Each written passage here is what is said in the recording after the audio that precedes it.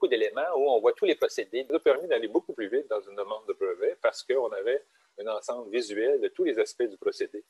C'est le genre d'exemple qui arrive couramment avec ces jeunes-là. Ils ont une autre vue, une autre vision de ce qu'on fait déjà. Ils sortent de la boîte, ils se think out of the box, on le dit souvent, mais en pratique, on ne le fait pas. Et ces jeunes-là le font de façon automatique parce qu'ils viennent de d'autres milieux.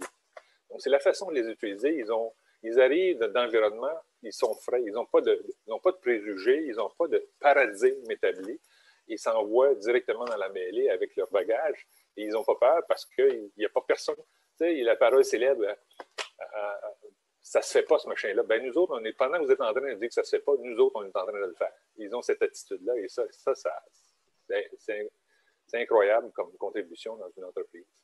Comment vous avez fait pour les attirer dans une PME? Parce que les jeunes, est-ce qu'ils ne cherchent pas tous à aller dans la grande entreprise? Et puis des fois, je pense que vous n'étiez pas toujours à Sherbrooke. Hein? Vous n'étiez pas toujours dans la région de Sherbrooke dans votre carrière. Vous êtes promené un peu? Surtout au Saguenay, beaucoup. En fait, les jeunes choisissent... Il y a des jeunes qui choisissent une région. Pourquoi? Parce qu'ils sont plus confortables. C'est très rare. Confortable de retourner dans leur patelin. Mais il y en a beaucoup qui cherchent le truc sauté. Ce qu'on appelle le truc hors standard. Par exemple, moi, quand je suis allé faire mes stages en psychiatrie, les 2 stages d'ingénieur en psychiatrie, on montait des ateliers de travail protégés pour les déficients mentaux. Exactement, Baie-Saint-Paul, en 1971, 72, 73. J'ai fait 2 stages, 3 stages.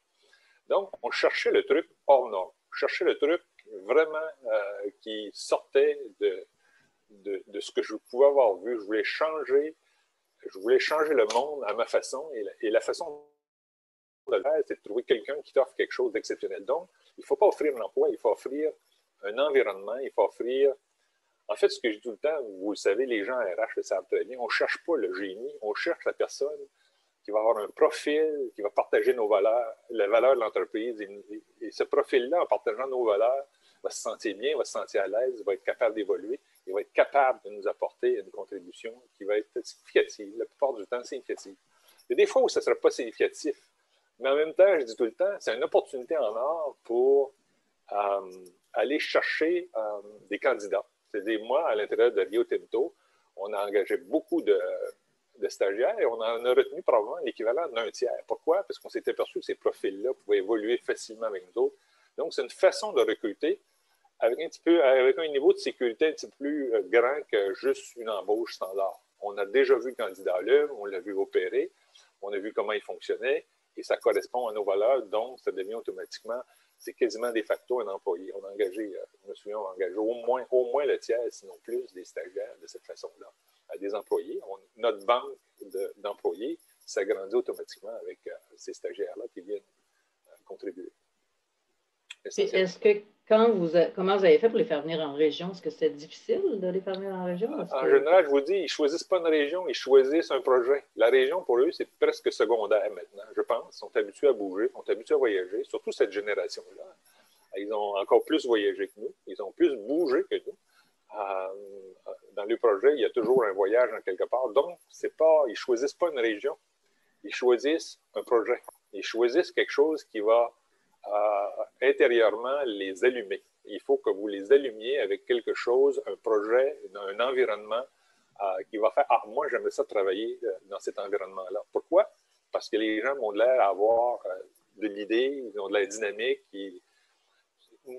C'est typique de n'importe quel jeune de nos jours. Vous n'allez pas l'acheter avec un salaire ni avec un endroit en particulier. Vous allez aller le chercher avec un projet, avec une proposition. Moi, je dis tout le temps, il faut apprendre à rêver parce qu'après qu'on a rêvé, ça génère des projets. Donc, il faut apprendre 1000 rêves pour 100 projets et 100 projets pour en arriver à en réaliser 1 ou 2. Donc, en quelque part, il faut les faire rêver. Il faut arriver à leur faire une proposition qui fait appel à des valeurs qui sont très personnelles dans chaque cas, mais il faut aller les chercher de cette façon-là. Leur proposer un projet. Ce serait quoi, par exemple, une offre de stage qui fait rêver, une belle offre de stage récente, par exemple? Ça avait un exemple à nous donner? Oui, déboguer un nouvel équipement. On vient de recevoir un équipement de sillage automatisé ou une CNC, ce qu'on appelle un contrôle numérique, complètement nouveau. Et puis, on a besoin de quelqu'un pour déboguer cette machine-là. Parce que quand on arrive à une machine, ils envoient souvent un support technique, mais ça ne correspond pas toujours à l'environnement. Le débogage est toujours au 5 à 6 mois minimum dans ce genre d'activité. Donc, ça, c'est quelque chose, moi, quelqu'un qui est en régulation automatique va dire, je veux ce stage-là, j'ai envie d'aller là. Mais il y a des gens qui vont dire, ah non, ça va être trop compliqué, ça risque de ne pas fonctionner, dépendant du profil d'individu. Il y a des individus qui veulent être sécurisés, et d'autres individus qui veulent être complètement insécures, c'est-à-dire les zones grises, les choses aventureuses, ils n'ont pas de problème. Et moi, je dis tout le temps aux stagiaires, c'est le temps de vous casser la gueule, ça n'a aucune conséquence sur votre carrière. À cette étape-ci de votre carrière, vous pouvez vous casser la gueule comme vous voulez, il n'y a pas de problème, ça ne laisse pas de traces, ou à peu près pas, à moins de tuer quelqu'un. Mais essentiellement, c'est le temps de faire des essais, c'est le temps d'y aller, de prendre des risques. Et comment vous faisiez pour que pour vous, ça soit bon, c'est correct qu'ils se cassent un peu la gueule, mais on ne veut pas nous se casser la gueule. Donc, comment vous encadriez tout ça pour que l'expérience soit quand même positive au final? On laisse quand même pas une machine de plusieurs millions dans les mains d'un individu qui n'a aucun métier.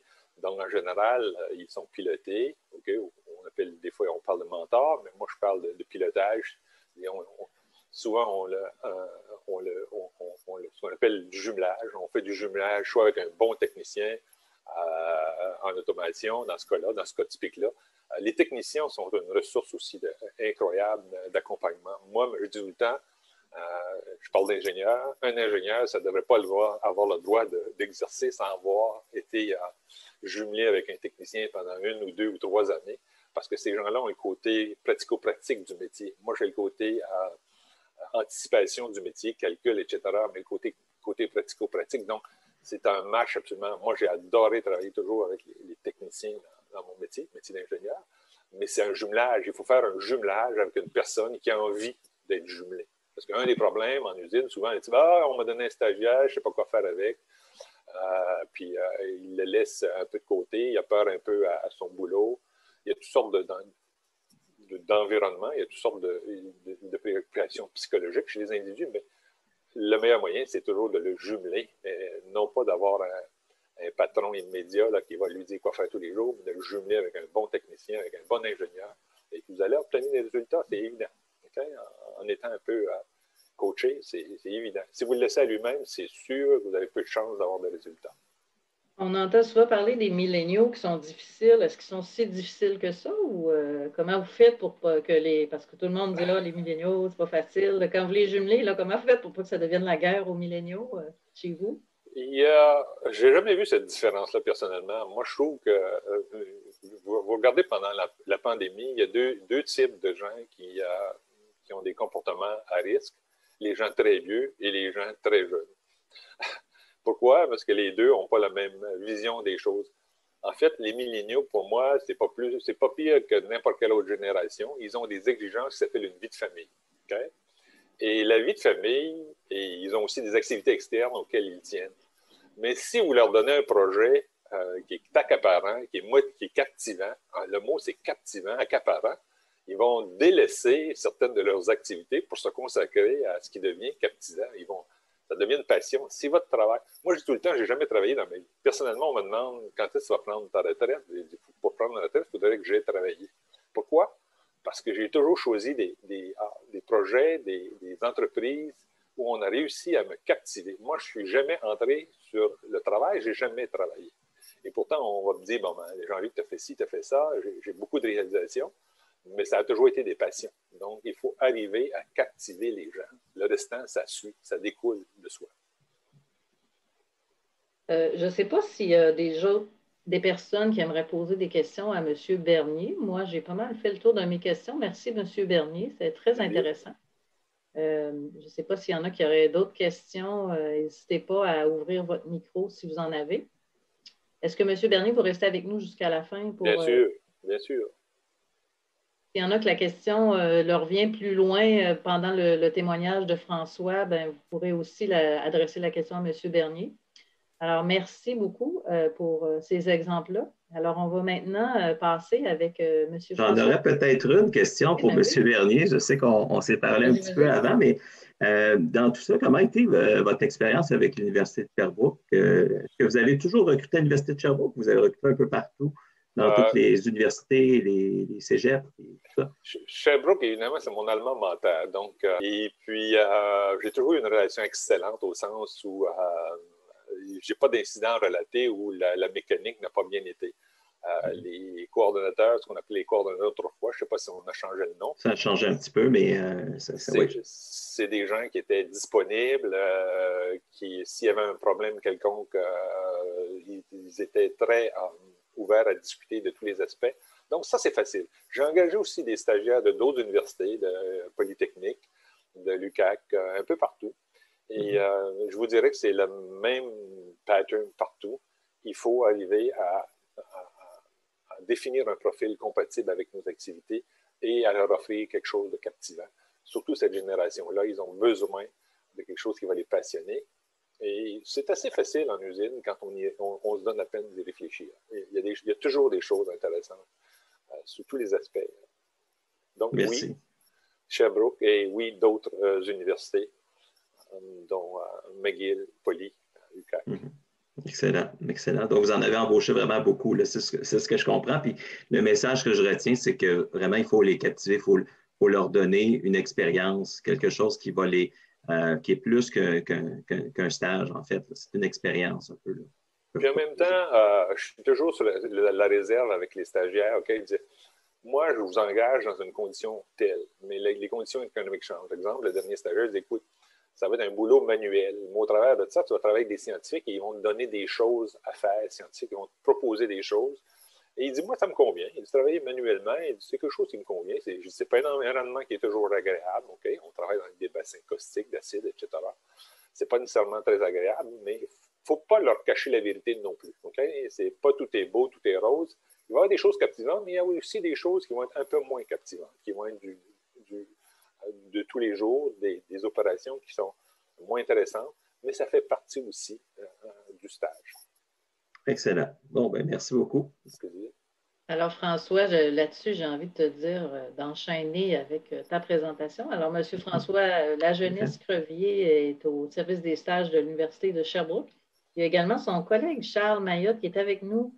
François est au développement des affaires, Charles est plus à l'accompagnement. Mais Charles rentre, sort, revient. Aujourd'hui, on n'a plus de misère. On a de la difficulté à voir Charles. J'espère qu'il pourra nous parler un petit peu.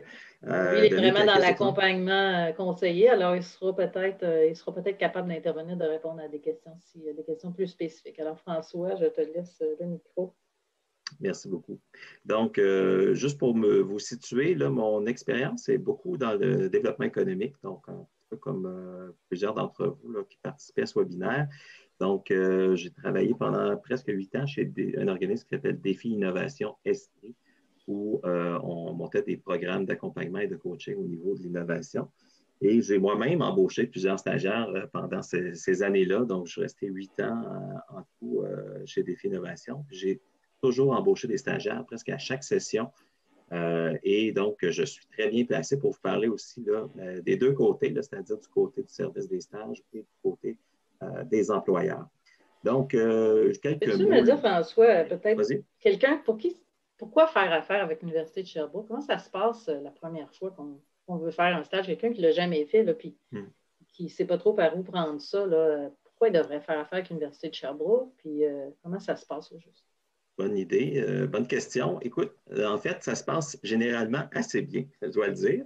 Il y a une raison pour ça, c'est que ça fait pas 2 semaines qu'on se spécialise dans les stages coopératifs. Vous en doutez bien, ça fait plus de 50 ans que le régime coopératif existe. Au départ, il y avait quelques programmes. Maintenant, aujourd'hui, il y en a 48. Donc, on est le deuxième plus important au Canada en termes de service des stages là, pour le placement de le régime coopératif. Donc, c'est plus de 5000 stages par année qu'on fait au Québec principalement, mais aussi ailleurs dans le monde. Je vais vous montrer un petit peu plus tard la façon dont ça se répartit.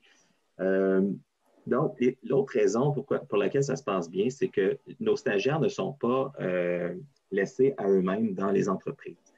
On les accompagne beaucoup. Donc, que ce soit avant, pendant et après leur stage, il y a toute une équipe de professionnels qui est très diversifiée, qui est très chevronnée aussi. Il y a des gens d'expérience qui se spécialisent vraiment dans l'accompagnement des stagiaires. J'ai mon collègue Charles Mayotte là, qui est avec moi, qui pourra peut-être vous en parler un petit peu. Également, nos stagiaires sont disponibles à l'année et sont prêts à travailler partout. Donc, c'est ce qui est vraiment intéressant pour les régions. C'est qu'on pense souvent que nos stagiaires veulent aller seulement dans les grands centres, mais ce n'est pas tout à fait exact. On a de tout. On a de différents profils. M. Bernier en a parlé tout à l'heure. La localisation n'est pas tant le facteur numéro un là, dans la prise de décision là, des étudiants. Donc, voilà. Puis, en fait, c'est que ce qu'il faut retenir de ça, c'est qu'une entreprise qui n'a jamais fait affaire avec les services des stages, elle va recevoir du soutien. D'abord, on a un site web qui est extrêmement complet. On a une section qui est dédiée aux employeurs que vous pouvez consulter. As-tu envie de changer de slide, peut-être? Oui. Puis on si vous ne trouvez pas toutes vos questions, ben, on vous accompagne là-dedans. Donc, ce qui est vraiment intéressant par rapport à ça, je vous parlais de la section employeur, c'est que vous y retrouvez à peu près tout ce que vous avez besoin pour procéder une première fois. Donc, on va vous donner de l'information sur nos 48 programmes. Donc, si vous recherchez un étudiant, une expertise particulière, vous pouvez aller voir au niveau des programmes. Vous pouvez aller voir comment augmenter votre visibilité auprès des étudiants. Donc, on offre différents services aux employeurs. Vous pouvez voir qu'il y a aussi des aides financières à l'embauche, les dates importantes à respecter pour déposer son offre. Bref, toute l'information dont vous allez avoir besoin pour procéder est disponible sur notre site web. Puis, si vous ne trouvez pas ce que vous cherchez, vous pouvez toujours nous appeler, puis il y a quelqu'un qui va pouvoir vous prendre en charge, vous aider, puis même aller le faire avec vous, là, déposer votre offre de stage si c'est problématique pour vous. Donc, je dirais que c'est ça qui est facilitant là, au niveau d'une première fois. Puis une fois que vous êtes habitué, ben, ça va de soi. Vous avez vos accès, votre mot de passe et tout ça, vous pouvez accéder à notre plateforme. Et c'est self-service, c'est-à-dire que vous êtes capable de vous-même faire vos choses facilement. J'ai des gens qui me demandaient des fois, oui. disaient, c'est dur d'avoir un stagiaire, tout le monde court après les stagiaires en TI, là, on n'aura pas, c'est sûr. Exactement. C'est quoi ta réponse à ça, dans les 48 programmes, là, comment ça se passe, ça? C'est ça, c'est pas tous les programmes qui sont aussi prisés, on s'entend. Il y a des disciplines qui sont plus en demande que d'autres. Et effectivement, c'est comme le marché de l'emploi, en fait. C'est pas très différent du marché de l'emploi. Il y a une compétition pour le talent. Les entreprises doivent rivaliser, j'allais dire d'audace, mais rivaliser dans leur stratégie pour recruter les stagiaires, surtout dans les programmes où il y a une forte demande, c'est certain. Mais comme l'a bien dit, je suis content de passer après M. Bernier parce qu'il a vraiment bien mis la table pour ce propos-là. En fait, c'est qu'il faut être captivant, il faut offrir une expérience et donc, il faut se démarquer en tant qu'employeur. Je vais vous parler un petit peu plus tard de marque employeur. Mais une marque employeur, c'est quoi au fond? C'est une histoire que vous racontez sur votre entreprise. Une histoire qui reflète ce que vous êtes et comment vous vous distinguez des autres entreprises. Puis c'est ce narratif-là ou cette histoire-là qui va convaincre un jeune de venir chez vous. Peu importe qu'il soit dans un domaine prisé ou pas, là, on a affaire à des individus qui sont tous différents et qui ont des motivations différentes, des objectifs de carrière différents. Donc, il s'agit de trouver le bon fit, comme on dit. Donc, c'est absolument faux de penser que tous les stagiaires sont pareils puis qu'ils ont toutes les mêmes motivations et les mêmes façons de regarder les offres de stage. C'est une erreur qu'on fait des fois. Puis, j'aime bien le proverbe « qui risque rien dans rien ». Parce que, vous savez, si on ne tente pas sa chance, c'est sûr qu'on n'aura pas de résultats. C'est sûr qu'on n'aura pas d'étudiants qui vont venir chez nous. Et on peut se complaire à se dire, ben, ils ne viennent jamais chez nous. Mais si on ne tente pas notre chance, puis si on ne fait pas l'effort de préparer le stage, puis préparer une bonne offre de stage, ben, c'est sûr qu'on n'aura pas de résultats. C'est quoi le taux de succès, les gens qui affichent? Est-ce que normalement, les gens ont généralement un match qui réussit à se faire avec un étudiant? Le taux de succès des entreprises avec lesquelles j'ai pu échanger est plus élevé, c'est certain. Mais je n'ai pas de statistiques là-dessus. Je ne sais pas si mon collègue Charles aurait des informations sur le taux de succès des gens qui déposent une offre. C'est sûr que ce n'est pas toutes les entreprises qui réussissent à recruter. Cependant, c'est un assez gros pourcentage. Alors, je n'ai pas le pourcentage exact. Est-ce que ça implique beaucoup d'ouvrages pour une entreprise de faire la demande, de faire une offre de stage? Est-ce que c'est vraiment une grosse montagne quand on monte ça? Là, ça peut impliquer… Je dirais que le principal travail, c'est vraiment de se définir un petit peu là, comme organisation, puis de se poser des questions sur comment notre organisation arrive à se distinguer. C'est quoi notre proposition? Je pense que M. Bernier l'a dit tout à l'heure. Il faut faire une proposition aux jeunes, puis donc leur proposer une expérience, leur proposer un projet, un défi ou des défis. Donc, c'est vraiment ce travail-là, de plus de réflexion, qui est difficile. Une fois que ce travail-là est fait, il s'agit juste de mettre ça en mots, de mettre ça sous forme d'une offre de stage qui est attrayante. Là. Et c'est ça le travail. Donc, la première offre de stage va demander un petit peu plus de travail, mais une fois que cette offre-là est faite, que votre proposition elle est claire, ben, après ça, c'est tout simplement de session en session de l'actualiser, mais le gros du travail, je pense, aurait été fait. Est-ce qu'à la limite, quelqu'un pourrait dire j'embauche un stagiaire en ressources humaines pour m'aider à mettre en place mon processus d'embauche de stagiaire? Ça serait un beau stage, ça? Je n'avais pas pensé, mais c'est une excellente suggestion parce que effectivement, on a dans la faculté d'administration le bac en administration, puis il y a différentes spécialités, dont la gestion des ressources humaines. Et effectivement, les gens de GRH vont être sensibles à ça et sont formés justement pour être capables de rédiger des offres d'emploi et des offres de stage attrayantes. Donc, ça pourrait être une très bonne idée. Aussi pour développer sa marque employeur, d'avoir un stagiaire en GRH. La seule chose qui est importante de savoir, c'est que les stages coop doivent être supervisés. Donc, ça prend quelqu'un qui est un petit peu, qui œuvre un peu au niveau des RH dans l'entreprise pour superviser l'étudiant en question. Ben oui, c'est une excellente proposition. Ou le président, si c'est une PME là, qui n'a pas un département des RH, j'imagine. Tout à fait, tout à fait. Pourquoi on embaucherait un stagiaire, François? Pourquoi pas attendre qu'il ait gradué? Pourquoi ça vaudrait la peine de se donner ce trouble-là là, maintenant? Ben, moi, je ne pense pas que c'est du trouble, de un.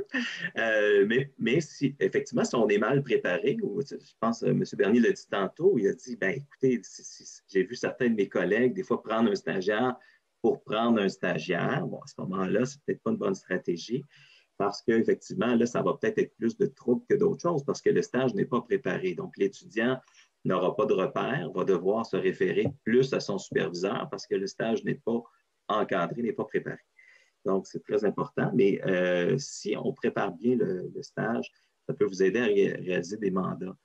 J'ai eu un témoignage la session dernière de quelqu'un qui travaillait, je pense, chez Environnement Canada, qui me disait, vous savez, les étudiants qu'on embauche chez vous sont plus performants quelque part que nos employés réguliers parce qu'on peut leur confier des mandats spéciaux. Ils n'ont pas de distraction. Ils n'ont pas à participer à des séances de toutes sortes. Ils sont focus. Donc, ils peuvent se focaliser sur le projet, le mandat qu'on leur confie. Et ça a un impact majeur. Donc, pour une des très bonnes raisons, je pense, si vous avez des mandats spéciaux à confier ou des tâches que vous ne trouvez pas le temps de faire avec vos équipes actuelles, d'avoir une personne qui est dédiée à ce mandat-là, ça peut être vraiment, vraiment génial. Ça permet aussi de transmettre votre culture d'entreprise. On a parlé aussi avec M. Bernier d'apporter un souffle nouveau à votre organisation, une vision nouvelle aussi. C'est-à-dire qu'eux, ils ne la connaissent pas, votre entreprise, quand ils arrivent dans votre milieu de travail. Donc, ils sont un peu des outsiders qui amènent forcément une vision nouvelle ou une lecture nouvelle de vos enjeux, de vos problématiques. Et donc, ils peuvent arriver avec des solutions totalement surprenantes et qui vont vous économiser beaucoup d'argent. Est-ce que ça se fait des stages à plusieurs, mettons, avoir embauché, je ne sais pas, moi, quelqu'un en marketing et en TI, puis donner un stage à deux stagiaires? Est-ce qu'il y en a qui prennent cette approche-là? Est-ce que c'est recommandé ou c'est… Donc, d'embaucher 2 stagiaires? Mm-hmm. Est-ce qu'il y en a qui soumettent un projet avec 2 stagiaires qui participent au projet? Est-ce que ça se fait? C'est toujours un domaine? Ben, j'ai même des entreprises qui embauchent de multiples stagiaires. Là. puis qui les affectent à un même projet. J'ai vu ça tout à fait. Dans une start-up que j'ai accompagnée la session dernière, ils ont embauché 4 stagiaires différents dans des disciplines différentes pour travailler à leur projet de démarrage d'entreprise. Donc, c'est tout à fait possible, effectivement, d'embaucher de multiples stagiaires. Et ce qui est bien avec ça aussi, une autre raison importante, c'est pour préparer la relève. Là. M. Bernier l'a dit tout à l'heure, c'est qu'à un moment donné, il n'y a pas une meilleure façon d'évaluer le talent que d'embaucher un stagiaire. Vous avez quelqu'un là, que vous pouvez observer pendant 15 semaines, vous pouvez voir de quoi il est capable, qu'est-ce qu'il a dans le ventre. Donc, c'est parfait. Là. C'est comme au hockey, je pense qu'il y a ce qu'on appelle le repêchage, puis il y a des scouts, je ne sais pas comment dire en français, qui scrutent le talent un petit peu partout. Donc, c'est la même chose dans le monde des entreprises. On veut identifier le talent rapidement pour être capable de l'intégrer à nos organisations, surtout dans un contexte de pénurie de main-d'œuvre, là, où les emplois spécialisés sont très en demande, puis il y a une grosse compétition. Donc, je sais qu'il y a des entreprises qui vont très fortement, souvent les gens de la région ici, on voit souvent APN là, qui donne beaucoup de conférences. Et dans plusieurs conférences que j'ai vues, APN, c'est une vitrine technologique. Ils sont vraiment automatisés dans les derniers 10 ans. Et ils disent souvent dans leur présentation, ben, tout ça a commencé par un stagiaire et ils sont maintenant des avides consommateurs de stagiaires. Ils en ont toujours plusieurs dans le collimateur et des fois, ils les gardent, des fois non, mais ça leur permet quand même aussi, je pense, d'explorer différents types de fonctions et de voir si c'est pertinent pour eux, la personne, mais aussi la fonction. Là, des fois, c'est peut-être quelque chose qu'on a plus ou moins besoin dans une entreprise, dépendamment où on est rendu. Donc, c'est une belle façon, je pense, de... Sincèrement, ça commence avec un stagiaire, puis souvent, ça déboule. C'est qu'une fois qu'on a goûté à ça, on se dit, ben là, je ne vois pas pourquoi je m'en passerais. Moi, c'est ce qui est arrivé avec Défi Innovation Estrie à l'époque. J'ai embauché une personne en marketing, en communication marketing. Je n'avais pas l'intention nécessairement de le faire à chaque session au départ. Mais quand j'ai vu la valeur ajoutée, quand j'ai vu les résultats, le fait que ça nous soulageait d'une partie du travail qu'on n'avait pas le temps de faire, disons, à un niveau satisfaisant, je n'ai pas arrêté d'en prendre pendant 8 ans. C'est pour vous dire à quel point c'est addictif. C'est très utile. C'est des stages de travail. Hein. Ce n'est pas des stages d'observation ou de compagnonnage. Là. Malgré que les étudiants sont en apprentissage, ce sont quand même des gens qui contribuent dès le premier jour. Là. Donc, c'est vraiment intéressant de pouvoir compter sur ces jeunes-là. Et ça, je vais te laisser en parler, parce que c'est toi qui as ajouté cette oui, mais j'avais vu ça dans vos choses que tu m'avais envoyées. Oui. Mm-hmm. Ben, en fait, on demande pourquoi ne pas attendre qu'il soit diplômé. Donc, en fait, ça revient à un peu ce que je vous disais tantôt. Plus vous y prenez tôt pour identifier, scruter le talent, bien, vous allez être capable de les enrôler dans votre entreprise, leur faire connaître votre entreprise avant qu'ils soient diplômés puis qu'ils entrent sur le marché du travail. Parce que là, une fois qu'ils sont disponibles pour le travail à temps plein, là, c'est la guerre. C'est la guerre pour le talent. Là. Les entreprises s'arrachent les bons candidats. Donc, c'est une façon de les évaluer et de déceler le talent tôt dans le processus. C'est ce que je vous invite. Il y a des gens qui m'envoient des questions, François, sur oui. C'est quoi un stage? Ça dure combien de temps? Je sais qu'on l'a un peu plus loin. Tu t'en allais vers là. J'ai envie de t'amener rapidement là. OK. Bien, juste vous dire, je m'en vais là, mais juste avant de vous dire, parce que quand tu m'as parlé, Michel, au début, tu m'as dit, bien, François, ils vont-tu venir, les stagiaires en Beauce? Là, si on dans Chaudière-Appalaches, si mes entreprises déposent des offres sur votre plateforme, est-ce que ça va marcher, tout ça? Bien, je ne peux pas vous garantir que ça va marcher, évidemment. Mais par contre, ce que je peux vous dire, c'est que des stages, on en a eu partout au Québec et au Canada. Et donc, vous voyez un petit peu la carte ici, là, c'est juste pour illustrer tous les endroits où il y a eu des stages coopératifs dans les dernières années.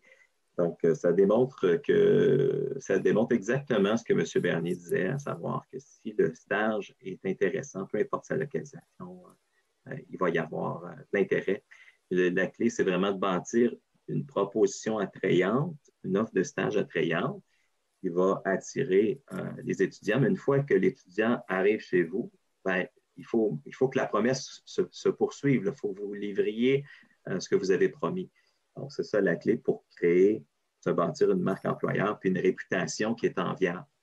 Parce que vous savez que les étudiants se parlent beaucoup entre eux. Donc, s'ils ont une mauvaise expérience de stage, ça va se discuter. On peut vous le dire. Des étudiants dans un programme, ils se connaissent presque tous. Donc, une réputation peut se faire et se défaire très rapidement. Donc, on y va quand on est un peu sérieux, quand on veut vraiment attirer des jeunes. Puis, exactement. On n'y va pas si on n'est pas préparé ou si on n'y va pas à la légère là, en disant, bon, on va y aller comme ça. Il faut juste tester, voir. Là. Non, ça se prépare un stage, ça se réfléchit. Et si vous voulez avoir quelqu'un pour vous aider à le réfléchir, ben, n'hésitez pas à nous contacter. Là. On peut vous aiguiller là-dedans. Donc, je passais à la slide qui vous intéresse. Donc, c'est quoi un stage coopératif? Hein? On en a parlé. Donc, c'est un stage qui est en alternance avec les études. Donc, c'est vraiment comme ça. Donc, les étudiants ont à la fois une session d'études et une session de stage, ainsi de suite, jusqu'à la finalisation de leur parcours. Donc, la plupart des baccalauréats vont faire jusqu'à 3 stages pendant leur parcours. Et en génie, il y a même, on se rend même jusqu'à 5 stages. Donc, le mandat est élaboré par l'employeur. Donc, c'est vous qui décidez ce sur quoi l'étudiant va travailler.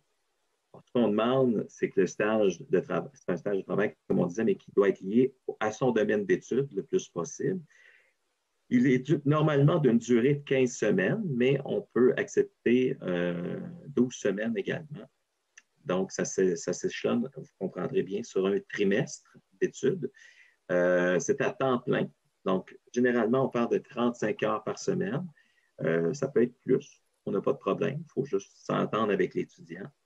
C'est un stage aussi qui est rémunéré par l'employeur. Donc, vous devez payer votre stagiaire. Pour vous guider, nous fournissons des données salariales sur le site Web dans la section employeur que je vous ai mentionné tout à l'heure. Donc, on fournit des données salariales, des moyennes de rémunération par programme et par niveau de stage. Vous pouvez aller, comme on dit en bon français, vous gager pour savoir si vous êtes dans la bonne braquette avec le salaire que vous pensiez offrir. On a des exemples, je pense, tantôt, puis on va revenir aussi là, pour les gens qui se posent la question, mais ça coûte combien? Là, je vous promets à la fin. On a gardé ça pour la fin pour vous garder avec nous.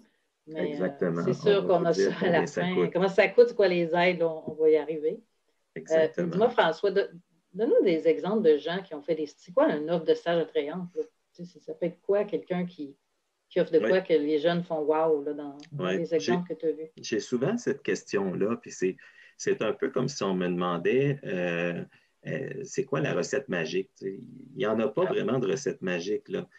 Par contre, c'est sûr qu'il y a des bonnes pratiques. Ça, je peux vous en partager quelques-unes. Je peux aussi vous donner quelques exemples. Sur notre site Web, on vous donne quelques exemples, mais en particulier, la première chose que les étudiants voient sur notre site Web, sur notre plateforme Web, pardon, notre plateforme Preview, là où vous déposez vos offres de stage. Quand ils regardent les offres de stage, la première chose qu'ils voient, c'est le titre. Donc, si vous écrivez juste stage en génie mécanique, c'est pas très sexy. On s'entend, ça dit rien, on ne sait pas ce qu'on va faire. Fait qu'il y a des chances que l'étudiant ne clique même pas sur l'offre. Okay? Donc, ça vient de mourir dans le... Fait que peut-être que le reste de votre texte est super beau, puis super intéressant, puis attrayant, mais si à la base, le titre n'est pas au rendez-vous, n'est pas de nature à susciter, à captiver ou à attirer l'attention, il ne se passera rien. Donc, le titre est super important. Par la suite, il faut être, je pense que ça prend quelque chose de clair et de concis. Donc, le mandat ou le défi que vous proposez, ça doit être clair, c'est quoi qu'on va faire. Si vous mettez une variété de tâches hétéroclites qui ne veulent rien dire à personne, c'est sûr que là, vous perdez l'étudiant. Donc, moi, je le vois un petit peu comme un article de journal. Un article de journal, ça commence par un bon titre accrocheur, un petit paragraphe qu'on appelle l'amorce, qui est de nature à nous mettre en appétit puis à nous donner le goût de plonger dans l'Arctique. Ben, c'est un petit peu la même chose. Donc, ce qu'on veut, c'est une bonne amorce qui va dire un peu, qui va venir capter l'attention. Puis par la suite, le mandat, c'est quoi? Le mandat, qu'est-ce que l'étudiant va faire? Et l'étudiant, évidemment, ne veut pas faire du café, des photocopies, puis des affaires plates. Donc, il faut quand même le mettre en appétit, puis lui faire voir qu'il va avoir, ça va être une expérience pour lui, il va avoir des défis à relever, il va être important. On veut sa contribution. Il ne sera pas juste quelqu'un qui va prendre des notes dans des réunions, qui va faire des tâches qui sont peut-être inférieures à un calibre universitaire. Il veut vraiment avoir l'impression qu'il va contribuer, puis qu'il va être capable aussi de mettre en application les connaissances qu'il va avoir acquises dans son domaine d'études, qu'il va être capable de les mettre en application dans le cadre de son stage. Est-ce que tu as des exemples? Tu peux nous donner de gens qui ont un peu sorti de la boîte là, pour attirer des jeunes, même si des fois, ils n'étaient pas toujours partants. Exact. Quand on les regarde sur papier, on se dirait, oh, eux autres, c'était pas facile d'attirer des jeunes. Comment ils ont fait? Alors, est-ce que tu en as des exemples sans nommer de nom? Oui.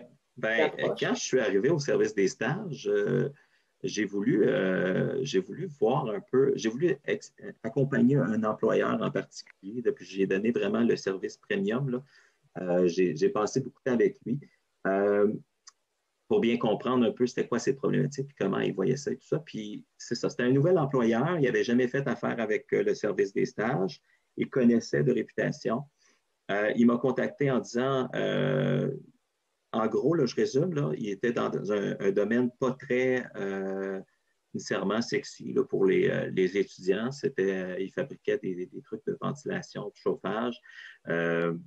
Il était situé dans une région qui n'était pas facile non plus. Ce n'était pas un grand centre, c'était pas l'Estrie. Donc, c'était un petit peu difficile à vendre comme offre de stage. Par contre, il y avait vraiment un désir d'innover. Il y avait vraiment un désir de se moderniser. D'ailleurs, il venait d'obtenir une subvention importante pour s'automatiser. Il venait de procéder à l'achat d'un robot. Il y avait un personnel vieillissant qui avait de la difficulté aussi à remplacer. Donc, il dit, François, ça me prend un stagiaire en génie robotique pour m'aider à automatiser ma shop parce que j'y arriverai pas, là, puis je vois que mon personnel, je ne suis pas capable de le remplacer, etc. Donc, comment je fais pour attirer ça? Je sais que je ne suis pas dans un... Je ne pars pas gagnant. je ne pars pas avec des conditions gagnantes.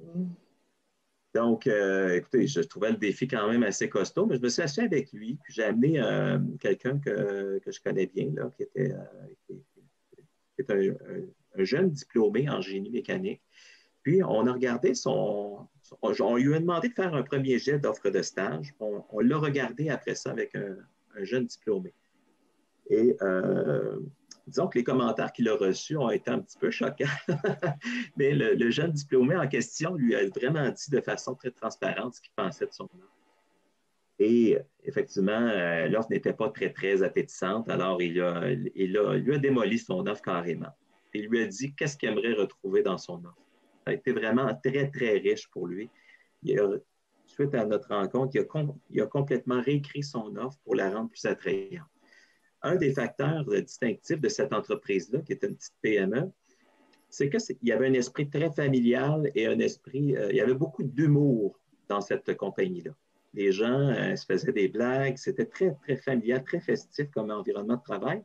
On lui a dit, mais ça, vous pouvez dire ça dans une offre de stage aussi, que c'est une petite famille, que l'humour est une valeur importante pour vous, que c'est un contexte de travail. Donc, on a cherché à y faire sortir ses atouts.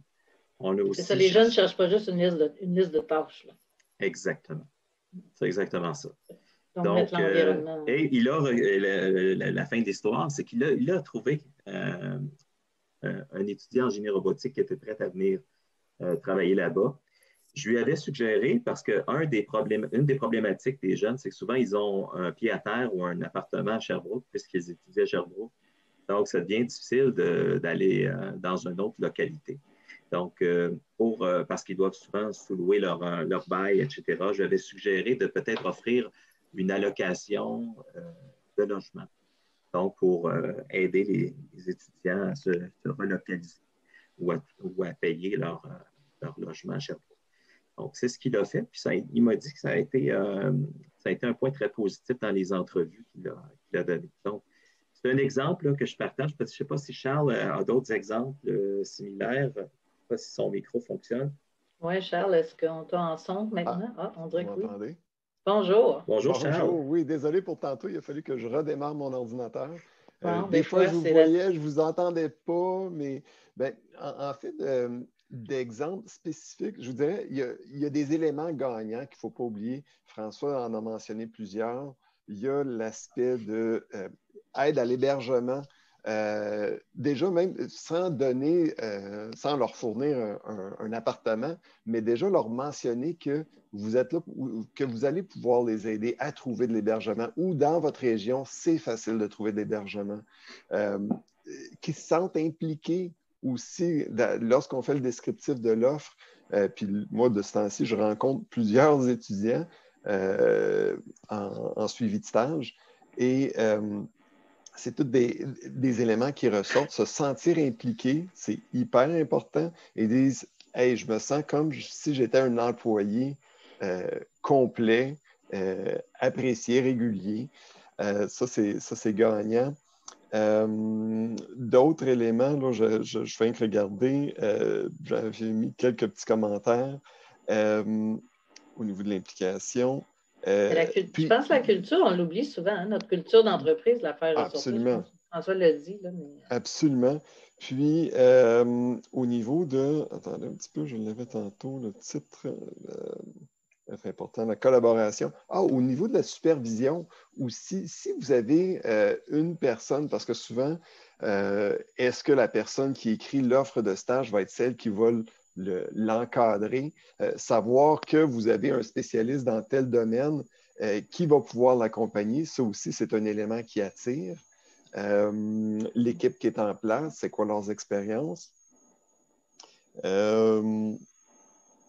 Il y a différents éléments. Là, c'est ce qui me vient en tête. Ah oui, le fait de passer à travers tout ce processus-là, puis un descriptif d'offre de stage, ça représente peut-être une page. Ce n'est pas très long. C'est pas très... J'essaie de peser mes mots, pas que c'est pas exigeant. C'est comme un CV. Il faut choisir les bons mots et avoir le bon descriptif. Mais le fait de passer à travers ces différentes étapes-là, ne vous engage en rien en bout de ligne, à moins, si vous ne trouvez pas la perle rare ou vous vous dites, non, les gens que j'ai passés en entrevue, je ne suis pas certain, c'est pas grave. Soit qu'on va réafficher ou soit qu'on annule l'offre. Alors, passez pas à côté de cette opportunité-là. Et puis, ce qu'on mentionnait aussi au niveau de l'investissement, oui, j'ai manqué la portion de la présentation de M. Bernier. Il y a un certain investissement à faire auprès d'un stagiaire, le temps qu'il s'intègre, qu'il soit familier avec le fonctionnement. Mais je vois souvent des stagiaires qui reviennent faire un deuxième stage au même endroit. Et ça aussi, ça devient hyper intéressant pour le stagiaire puisqu'il arrive dans un milieu où il se sent déjà compétent, où il s'est déjà entendu sur « Ah oui, je vais avoir des nouveaux défis ». Et pour vous, les employeurs, toute cette familiarisation-là a déjà été faite. Alors, c'est une belle continuité, puis c'est là qu'on voit vraiment là, les différences. Alors, je pense que François me disait que si tu as déjà justement ton stagiaire identifié que tu veux, que vous connaissez, il faut passer un peu par l'université, mais il y a un processus accéléré. Là. Oui, déjà, si on connaît des jeunes qui sont intéressés, qu'on s'est courtisé, puis que là, on dit, viens faire ton stage ici, il y a moyen de Oui, soit que c'est vous qui les courtisez, ou soit c'est les démarches personnelles qu'on appelle. Et les étudiants aussi vont aller cogner à des portes. Souvent, ce qu'on voit pour les démarches personnelles, ça, c'est plutôt régional, dans le sens que ça va être des gens qui viennent déjà de la place. Mais j'ai parlé la semaine passée justement à un étudiant, un ancien étudiant maintenant employeur, qui venait de la rive sud de Montréal, mais qui s'est installé à Saint-Georges. Lui avait fait des stages un peu partout à travers le Canada, en avait fait un dans votre région, avait beaucoup apprécié et maintenant là, et embauche des stagiaires aussi de Sherbrooke. Alors, ne vous limitez pas. Les stagiaires viennent de partout et ils sont prêts aussi à aller partout. Mais en les attirant, c'est là qu'ils vont découvrir. Puis comme nous-mêmes, comme conseillers, ce qu'on leur dit, c'est une expérience de 3 ou 4 mois. Ce n'est pas la fin du monde en fait de durée et ça te permet de voir toutes sortes d'expériences. Puis souvent, là, comme François le mentionnait, 5 stages, ils veulent toucher à tout, goûter à tout, aller voir une belle diversité. Donc, ça donne la chance un peu à tout le monde. Et comment on les aide? Je pense que François s'en allait là, puis avant qu'on perde nos gens, parce qu'on leur a promis qu'à midi, ça serait terminé. Merci, Charles, pour les exemples. Je t'appellerai sûrement pour les collègues à Saint-Georges. Donc, pour structurer le stage, qu'est-ce qu'on donne comme aide technique, mais aussi, je sais que tout le monde a la question, comment ça coûte là, au bout. Donc, qu'est-ce qu'on donne comme support, François, un peu plus précisément? OK. Bon, bien, je vous ai parlé tantôt de la section employeur sur le site web du service des stages. Je vous invite fortement à aller la consulter. On va vous envoyer après la rencontre d'aujourd'hui tous les liens importants. Donc, vous pourrez y trouver des exemples de mandats pour chaque programme d'études. Donc, vous allez voir dans les 48 programmes, on a des fiches pour chacun des programmes. Et dans ces programmes-là, on vous dit un petit peu c'est quoi le programme. Je pense que la slide prochaine, tu en avais un justement. Oui, exactement. On va pouvoir le montrer. Des données salariales, donc pour vous aider à fixer un salaire, le rappel des dates importantes, la disponibilité des stagiaires, les programmes d'aide financière, un guide de supervision. Si vous n'avez jamais supervisé un stagiaire, vous pourrez trouver des éléments pour guider votre stagiaire. Ensuite de ça, un paquet d'informations, je ne vais pas les énumérer, mais sachez que ça existe. Puis j'ai vu en passant, les guides d'accueil étaient bien, même pour les entreprises actuellement, pour un employé. Là, ça donnait un guide d'accueil pour un stage, parce qu'on sait que les stages, vous pouvez les faire, je ne l'avais pas mentionné, mais on peut le faire à distance, en télétravail, si c'est la politique dans l'entreprise pour une partie ou l'ensemble même de certains stages. Donc, il y a vraiment tout un guide qui est fourni pour savoir comment optimiser l'accueil de l'employé. L'employé, comment être efficace au travail. C'est des guides vraiment intéressants. Exact. Puis, ce qui est le fun, c'est que vous avez aussi accès aux conseillers. On est une force importante. On l'a dit, on place beaucoup de stagiaires. Donc, on a une grosse équipe, une belle équipe de gens qui ont des expertises complémentaires et très diversifiées. Donc, n'hésitez pas, là, vous allez apprendre à nous connaître, mais n'hésitez pas à nous contacter. On peut vous aider à répondre à vos questions. Puis, je pense que l'espace de croissance ici, oui, ça, je peux aider moi aussi, là, à aller travailler avec François. Quelqu'un qui serait un peu embêté, qui ne sait pas par quel bout prendre ça. N'hésitez pas, là, je vais vous aider avec François là, pour développer cette expertise.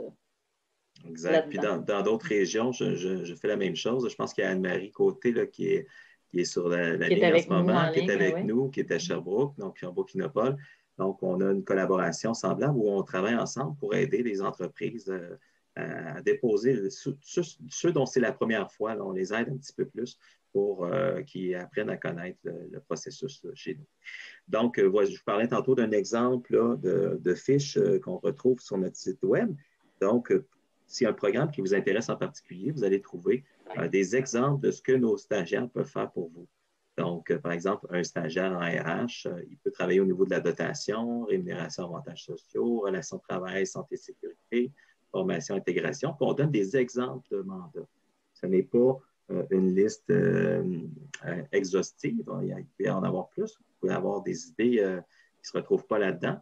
Il n'y a pas de problème, mais c'est juste pour vous aiguiller un petit peu. Vous avez aussi l'agencement des sessions. Donc, on disait que c'était en alternance travail-études. Donc, vous êtes capable de voir la première année, etc., comment c'est structuré, à quel genre de stagiaire on a quel accès niveau de stage on va avoir accès à l'été, par exemple, etc.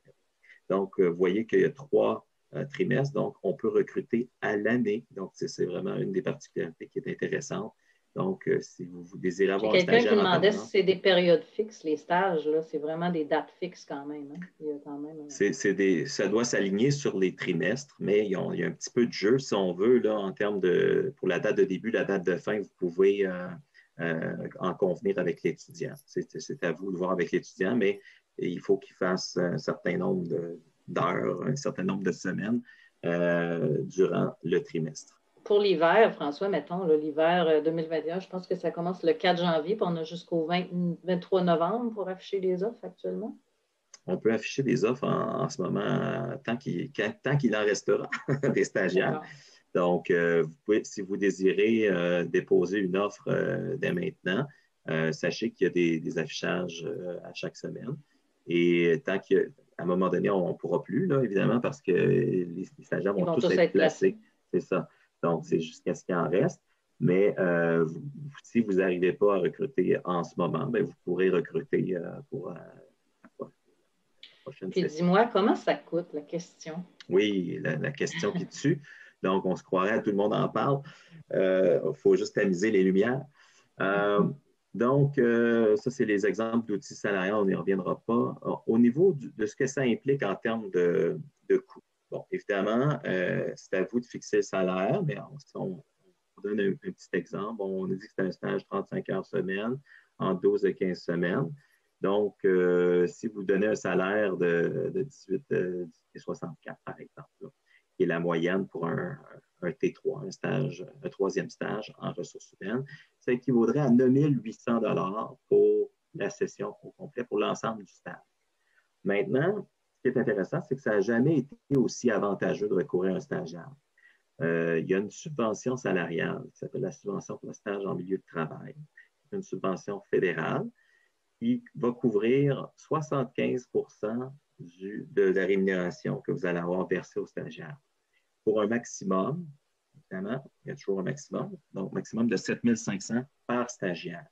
Ce qui est intéressant, c'est que sur la partie restante, donc le 25 % que vous allez avoir réellement déboursé, bien, vous pourrez appliquer un crédit d'impôt pour l'accueil de stagiaires qui, lui, est provincial. Ce qui fait qu'en bout de ligne, là, ça ne coûte pas beaucoup. Ça ne coûte pas beaucoup. Alors, je ne vais pas vous résumer tout l'exemple qui est là pour alléger la discussion, mais sachez qu'à la fin, là, vous n'aurez pas déboursé beaucoup pour avoir quelqu'un de grand talent dans votre entreprise qui va certainement avoir une contribution. C'est un petit risque pour le potentiel qu'on peut aller vraiment chercher, là, vraiment en termes de... Exactement. Un peu de temps, c'est vraiment une question d'y mettre un peu de temps. Puis je pense que tu dis aussi, il y a les superviseurs de stage qui peuvent même aller prendre une formation qui peut être oui, il y a un autre subventionnée également. C'est ça, oui, vous pouvez aller voir dans notre section aide financière sur le site. Là. On voit on voit ce que je vous ai parlé, la subvention salariale de 7 500, le crédit d'impôt. Puis il y a un autre truc qui s'appelle le programme incitatif pour l'accueil de stagiaires. C'est un programme qui s'adresse aux superviseurs de stage. Donc, c'est une formation subventionnée que vous allez suivre dans un organisme accrédité et vous allez recevoir un montant d'argent pour suivre cette formation-là. Vous êtes payé pour vous former. Je sais que j'ai vu que le cégep ici à Saint-Georges le donnait, puis sûrement plusieurs cégeps offrent ça. Généralement, c'est offert dans les cégeps, effectivement. OK. Écoute, François, on arrive à la fin, même on a un petit peu dépassé, mais je pense qu'on a couvert pas mal l'essentiel. Alors, merci vraiment pour M. Bernier d'avoir pris le temps d'échanger votre passion pour les stagiaires et François aussi et Charles également. Alors, pour ceux qui étaient présents, là, on vous fera parvenir tous les liens intéressants. S'il y en a qui ont des questions, n'hésitez pas. Vous pourrez contacter soit moi ou François là, pour aller un peu plus loin dans le processus parce que c'est vraiment le temps là, pour l'hiver. Puis, il y en a ensuite à chaque session. Là, donc, comme il n'y a pas de grand risque, il y a qu'essayer des choses et ça peut être très porteur pour plusieurs. Alors, merci tout le monde et puis on vous souhaite une belle journée. Merci beaucoup. Merci. Au revoir. Au revoir. Merci. Bye. Bonne journée. Au revoir.